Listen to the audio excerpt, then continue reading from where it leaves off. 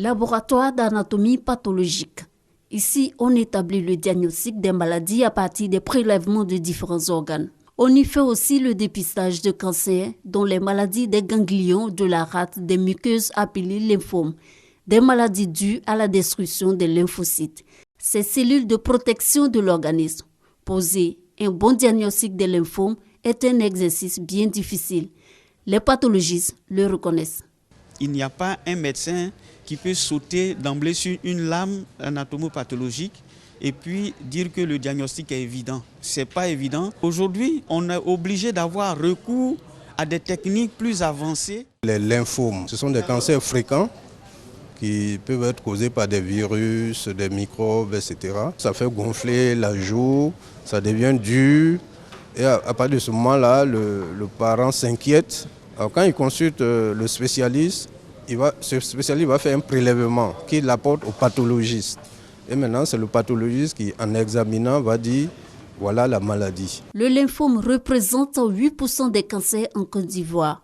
Pour permettre aux pathologistes de faire un diagnostic efficace et une meilleure prise en charge des patients, la Société ivoirienne de pathologie renforce leurs capacités. C'est le spécialiste pour les diagnostics des lymphomes en France qui est sollicité. C'est un diagnostic qui est difficile et qui a besoin de techniques complémentaires. C'est-à-dire qu'il faut avoir une bonne technique de base, mais après, il faut appliquer des techniques complémentaires, c'est-à-dire appliquer des anticorps sur les cellules pour savoir quel type de lymphome. Et le traitement est différent en fonction des catégories. Environ 50 pathologistes français et ouest-africains sont présents à cette formation sur les lymphomes. Débutée ce mercredi à l'UFR des sciences médicales, cette formation va durer 3 jours.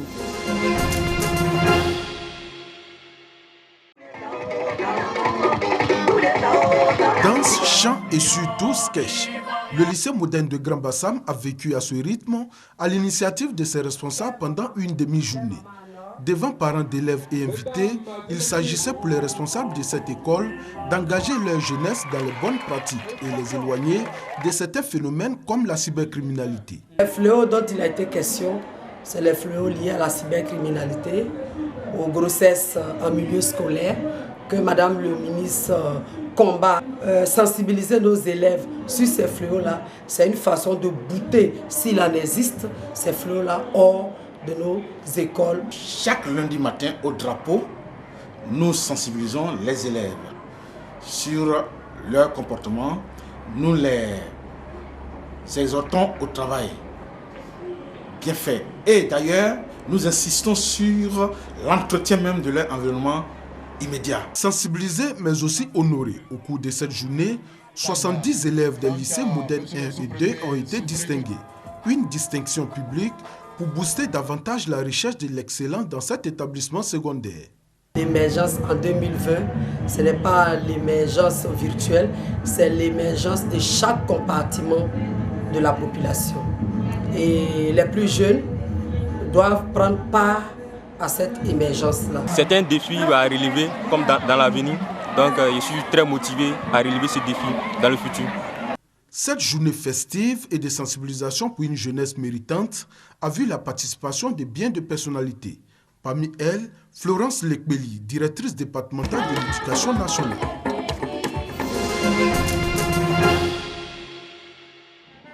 Babadougou est un village situé sur l'axe Abidjan-Abouasso. L'école primaire du village, après avoir longtemps sombré dans une longue agonie, peut désormais reprendre du service dans de meilleures conditions, et ce grâce aux fruits de la coopération entre la Côte d'Ivoire et le Japon. Une école entièrement rénovée, des bureaux restaurés, une cantine scolaire et des latrines construites par l'ambassade du Japon.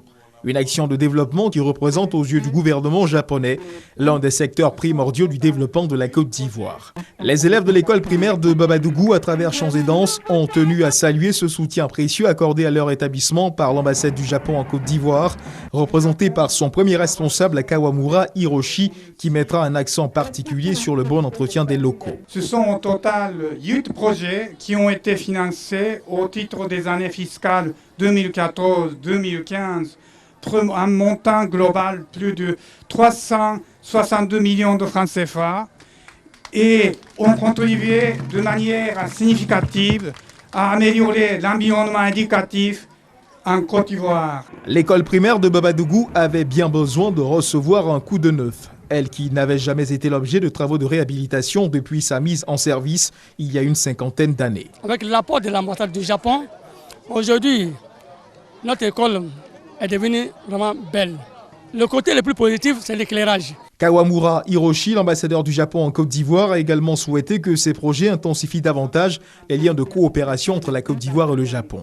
Les deux pays entretiennent d'excellentes relations de coopération. En témoignent les nombreux projets de coopération portés par les partenaires au développement japonais, dont la JICA, l'Agence japonaise de coopération internationale.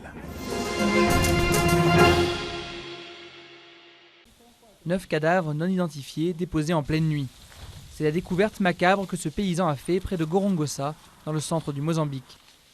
La région est l'épicentre du conflit larvé que se livrent depuis 2013 les forces armées et les hommes de la Renamo, l'ancienne rébellion de la guerre civile.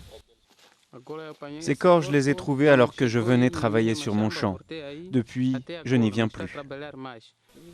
Les organisations internationales demandent une enquête sérieuse alors que les autorités minimisent la situation. À quelques dizaines de mètres de là, sous un pont, 4 crânes dépassent du sable. Les restes d'un charnier de 11 corps enterrés à la va-vite.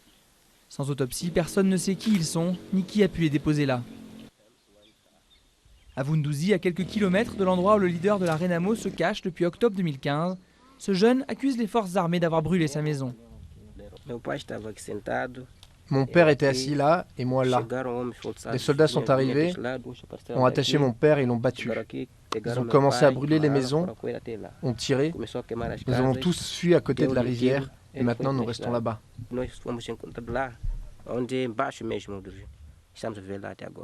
Depuis, les 13 membres de cette famille habitent sous un arbre.